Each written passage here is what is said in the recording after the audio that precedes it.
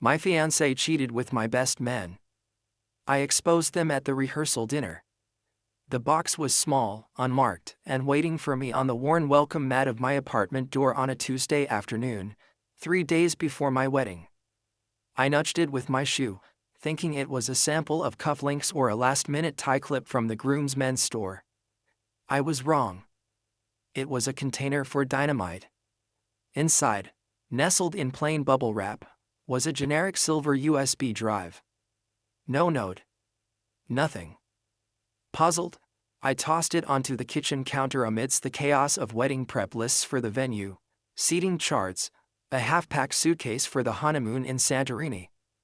It sat there for hours, a tiny metallic anomaly, while I fielded calls from my mother about Aunt Carol's gluten intolerance and confirmed the final song list with the DJ. It wasn't until late that night, after another call with my best man, David, about his speech "Don't worry, man, it's heartfelt, gonna roast you just a little," that I noticed the drive again. Curiosity, that idle, fatal itch, got the better of me. I plugged it into my laptop. There was a single folder. Inside, 3 video files, named simply with dates. The most recent was from 4 days ago.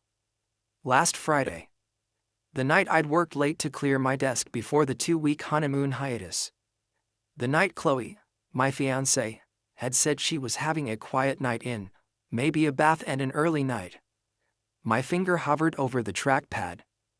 A cold, formless dread began to pool in my gut. This wasn't right. Anonymous packages never carried good news. But my brain, trained in logic and the simple architecture of software code, sought a rational explanation. Maybe it was a prank. Maybe David had put together a stupid compilation video. I double-clicked. The video was dark at first, then the automatic night vision of a modern security camera kicked in, bathing the scene in a ghastly greenish hue. It was our living room. Our couch. The one we'd picked out together, arguing playfully over the shade of gray. The camera angle was from high in the corner, near the bookshelf. I'd never installed a security camera. 2 figures entered the frame. Chloe, wearing the silk kimono robe I'd bought her for her birthday. And David, in his familiar jeans and polo shirt, carrying 2 glasses of red wine. My wine. From the bottle I'd been saving. They weren't talking. They were looking at each other with a frequency that bypassed friendship, bypassed even the casual comfort of a best man and a bride-to-be. It was an electric, hungry silence. He put the glasses down. He reached out and tucked a strand of her auburn hair behind her ear, a gesture so intimate it felt like a physical blow to my chest through the screen. She leaned into his touch. Then she smiled a slow, secret smile I'd never seen before and closed the distance between them. I won't describe in detail what I saw next. The mind has a merciful way of blurring the edges of trauma.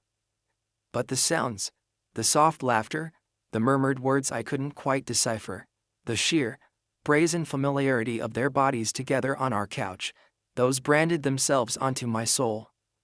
It wasn't a frenzied, passionate mistake. It was comfortable. It was practiced. It was a ritual.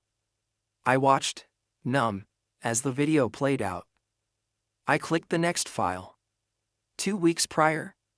My bedroom. Our bedroom. The angle was from the top of the wardrobe. Another hidden camera. This one was longer, more explicit, leaving nothing to the imagination. The third video was from a month ago, in the kitchen, a quick, heated encounter against the refrigerator adorned with our wedding countdown magnet. The timeline was a narrative of sustained, calculated betrayal. It spanned the very weeks we'd been finalizing floral arrangements, tasting cakes, saying our vows to each other in front of the mirror for practice. While I was dreaming of our future, they were defiling our present. The numbness shattered. A visceral, primal roar erupted from me, a sound of such pure, animal agony that it frightened me. I swept my arm across the kitchen counter, sending wedding invitations, sample menus, and my laptop crashing to the floor. I gripped the edge of the sink, dry heaving, my vision swimming with tears of rage and a loss so profound it felt like the earth had vanished beneath my feet. Chloe. My Chloe. With her smart wit and the way she curled her feet under her when she read. David. My brother from another mother. The guy who'd pulled me through my father's funeral, who'd been my roommate in college, who I'd entrusted with the ring. How long? The question was a worm in my brain.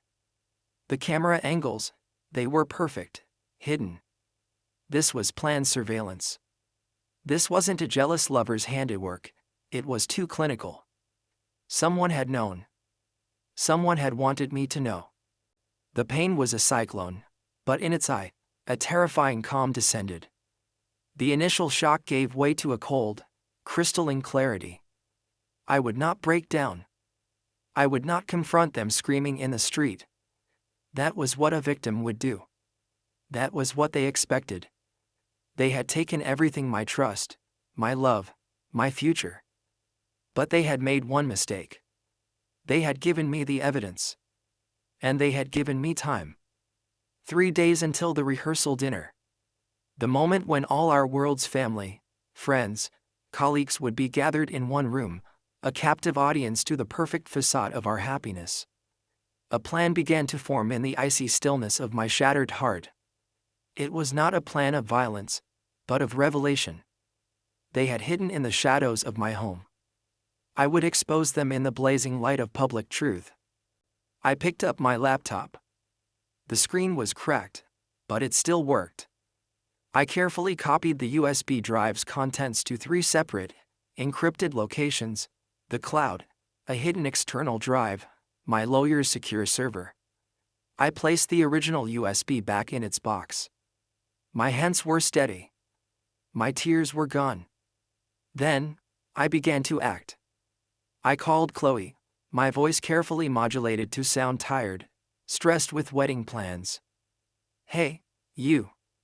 Just finishing up some last-minute work stuff. Might crash here at the apartment tonight.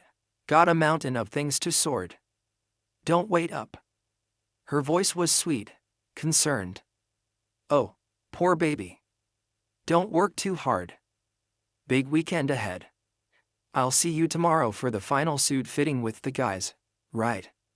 Love you. Love you too, I said, the words like shards of glass in my throat. I hung up. I called David next. Dude, you ready for this? I'm drowning over here. Listen, for your speech tomorrow, maybe tone down the roast part. Chloe's family is a bit traditional. He laughed, the easy, familiar laugh that now sounded like the vilest deception. No problem, brother. Got it? Sentimental and sweet. Can't wait to stand up there with you. Brother. The word was a poison. I spent the night not sleeping, but planning. I researched the venue's AV system. I knew the manager from a previous corporate event. I drafted a short, precise statement in my head. I packed a bag with essentials, removing my belongings from the apartment I shared with Chloe piece by piece, storing them in my car trunk. I closed joint accounts, redirected auto payments, all with the silent efficiency of a surgeon preparing for a life-altering operation. The man I was, the trusting, hopeful man named Alex, was gone. In his place was a calm, focused instrument of consequence. The facade was up. And for the next 2 days, I would wear it perfectly. The following days were an exercise in surreal endurance. I moved through the wedding preparations like a ghost piloting my own body.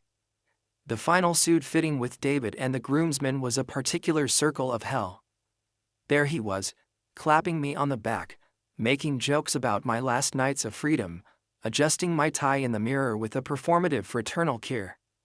I looked at our reflection, the groom and his best man, and saw only the green-tinged ghost images from the video. I smiled, joked back, and felt the cold weight of the USB drive, now transferred to a simple black one, in my inner suit pocket. It sat against my heart like a lead slug. Chloe was a vision of bustling, excited beauty. She'd kiss my cheek. Her perfume, the one I'd chosen for her, now smelled cloying and false. She'd talk about centerpieces and sunset photo opportunities, and all I could think about was the timestamp on the kitchen video. She had come home from him, and kissed me with those same lips. "You seem distant, Alex," she said Thursday evening, touching my arm. "Cold feet." I looked into her hazel eyes I'd once thought held entire constellations for me. Now I saw only the skilled deception of a stranger. "Just tired," I said, forcing a weary smile. "And overwhelmed by how lucky I am." The lie was delivered with an actor's grace. She beamed, bought it completely, and went back to labeling wedding favors. My family and friends were all around, buzzing with happy energy. My mother teared up looking at me. My old college buddies slapped my back. They were all here, investing their joy in our day. The sheer scale of the betrayal, the collateral damage it would cause, was staggering. But the alternative, going through with the wedding, living the lie, was unthinkable. The bomb was already armed. I was just choosing the location of the detonation. The rehearsal at the Vineyard venue went smoothly. We walked through the motions. Chloe on her father's arm. David waiting for me at the flower-covered arbor. The pastor's kind voice guiding us. "And then you, Alex, will take Chloe's hand." I took her hand. It was cool and delicate. I remembered that hand in David's, tangled in his hair. I dropped it as soon as the rehearsal step was over, pretending to fix my cuff. "Nervous, champ?" David whispered, grinning. "Something like that," I murmured back. After the run-through, everyone headed into the rustic chic barn for the rehearsal dinner. The room was warm, strung with fairy lights, filled with the hum of 60 voices and the clink of wine glasses. Long tables were laden with food. At the head table, I sat between Chloe and David. The irony was a bitter, private joke. The speeches began. Chloe's father gave a tender, heartfelt talk about his little girl. My own father, his voice thick with emotion, spoke of pride.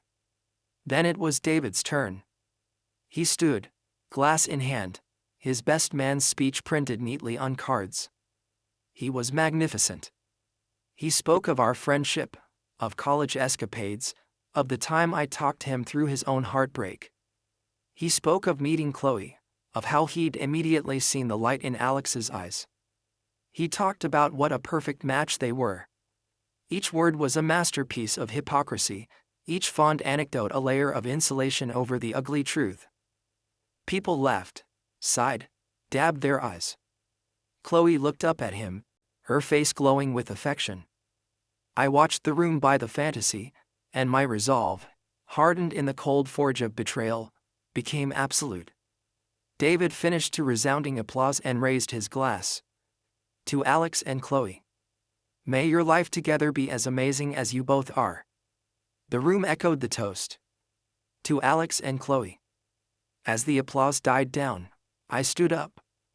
I tapped my knife gently against my glass. The room quieted, expecting the groom's thankful, flustered remarks. I didn't smile.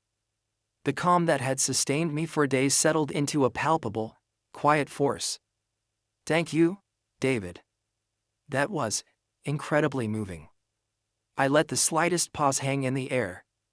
"And thank you, everyone, for being here. It means the world to see all the people we love in one room." I looked at my parents, their faces so full of unguarded joy. A pang of sorrow for what was to come hit me, but I pushed it down. You know, a wedding is about celebrating a union. About truth and trust and the future. My voice was steady, clear, carrying to the back of the room. In that spirit, I thought tonight, before the big day, I'd share something with all of you. A glimpse into the truth of the relationship you've all come to celebrate. Chloe, beside me, was smiling up at me, confused but game. David had a faint, uncertain frown. I turned to the venue's AV manager, who was stationed at the back. I gave him a small nod. We'd spoken earlier. I told him I had a special surprise video montage for my bride, to be played after the speeches. He'd been happy to help. If we could dim the lights, please, I said. The room plunged into a soft, expectant darkness, the fairy lights twinkling like indifferent stars. The large screen at the front of the barn, usually used for wedding photo slideshows, flickered to life. This is from just a few days ago, I said, my voice a neutral narrator in the dark. A quiet night at home. The first few seconds were innocuous, the green-tinged, wide-angle shot of our living room. A murmur of curious recognition went through the crowd. People saw the familiar couch, the bookshelf. Then, Chloe and David walked into the frame. A few soft, confused ahs started, people thinking it was a cute clip of the bride and best man chatting. Then, the silence between them. The charged look. The hand on the hair. The room's energy shifted. The confusion turned to a frozen, disbelieving silence. When they kissed, a single, sharp gasp cut through the quiet my mother's. Then, as the video continued, unspooling its graphic truth in high-definition silence, the room dissolved. Gasps became strangled cries. A glass shattered on the floor. Someone shouted, "Oh my God." I heard Chloe's mother sob, "Chloe, no." My father's low, pained groan, "Alex, son," on screen. The betrayal continued, a relentless, obscene play for an audience now trapped in a collective nightmare. I turned from the screen to look at the head table. Chloe's face was a mask of utter, paralyzed horror. Her hand was clamped over her mouth, her eyes wide with the realization that her secret world had just been vomited into this public space. David had half risen from his chair, his face ashen, his mouth working soundlessly, his eyes darting between the screen and the crowd, looking for an escape route that didn't exist. The video reached its most explicit point. I had seen enough. I nodded again to the AV manager. The screen went black. The lights came up, harsh and unforgiving. The scene was one of pandemonium and devastation. Chloe's father was standing, pointing a trembling finger at David, his face purple with rage. My mother was weeping into my father's shoulder. Friends stared, open-mouthed, some in tears, some in disgust. The perfect, joyful gathering had been atomized. In the center of the storm, I felt a profound, eerie stillness. I looked at Chloe. Our eyes met. All her lies, her deceptions, were stripped bare. What I saw in her face wasn't just shame, but a dawning terror of the consequences, the social annihilation that was already beginning to crackle in the room. I didn't say another word. I didn't need to. The evidence had spoken with a brutal, undeniable clarity. I simply removed my jacket, took one last look around the room at the wreckage of my old life, at the two architects of its destruction sitting frozen in their spotlight of shame, and I walked. I walked past tables of ruined food, past the stunned, tear-streaked faces of people I loved, out of the barn and into the cool, clean night air. I didn't run. I walked with purpose to my car, the keys already in my hand. As I opened the driver's door, I heard a commotion behind me. David had stumbled out of the barn, followed by the furious shouts of Chloe's brothers. "You bastard! You sick bastard!" He saw me, his eyes wild. "Alex? Wait. It wasn't, you don't understand." I paused, one foot in the car. I looked at him, my former brother, now a trembling stranger drowning in the consequences of his own actions. I felt nothing. No anger, no hate. Just a vast, empty distance. "I understand perfectly," I said, my voice quiet and final. "Goodbye, David." I got in the car, started the engine, and drove away. I didn't look in the rearview mirror. Not once. The immediate aftermath was a blur of necessary action, insulated by shock. I turned off my phone. It was already exploding with calls and texts, and drove to a hotel in a neighboring town, booked under my name with no fanfare. I sent a single, concise email to the wedding venue, the pastor, the caterers, the band, officially canceling the event and authorizing charges to be split between my now frozen joint account and my credit card. I didn't offer explanations. The video was explanation enough. News travels at the speed of light in a scandal. The next morning, a Saturday that was supposed to be my wedding day, I met with my lawyer. I showed him the videos, explained their provenance. His face was grim, professional. He advised me on the immediate steps: a formal cease and desist to both Chloe and David for the hidden cameras. Their legal implications were a problem for them, the division of property, the return of the ring. He also advised me to prepare for potential defamation claims, but he was confident. Truth is an absolute defense, Alex. And this is about as true as it gets. It was my family I dreaded facing. I went to my parents' house that afternoon. The air was thick with a grief that felt like a death in the family. My mother hugged me, her tears soaking my shirt, her body shaking with sobs for me, for the future she'd lost, for the cruelty of it all. My father, a stoic man, held my shoulders, his eyes red-rimmed. We saw the video. My boy. I am so sorry. Their pain was the hardest part. My own numbness was beginning to thaw into a deep, aching sorrow, but their devastation sharpened it. My friends, my real friends, closed ranks. The groomsmen, once David's friends too, were uniformly horrified. Their messages were of support, of fury on my behalf, of a unified front to exile the betrayers. The story, of course, fragmented and spread. The rehearsal dinner revelation became local legend, whispered about at coffee shops, dissected on group chats. The version was always the same. Alex played a video, Chloe and David were in it, it was bad. I moved into a new apartment. I took a temporary leave from my job. I went to therapy. The therapist called my calm planning and execution a dissociative trauma response, a survival mechanism. Now, I had to learn to live with the aftermath, to feel the feelings I'd postponed. Weeks later, pieces of the full story trickled back to me through the grapevine. The hidden cameras, it turned out, were David's. A twisted souvenir, a way to relieve his conquest. He'd installed them during times he was house-sitting for us.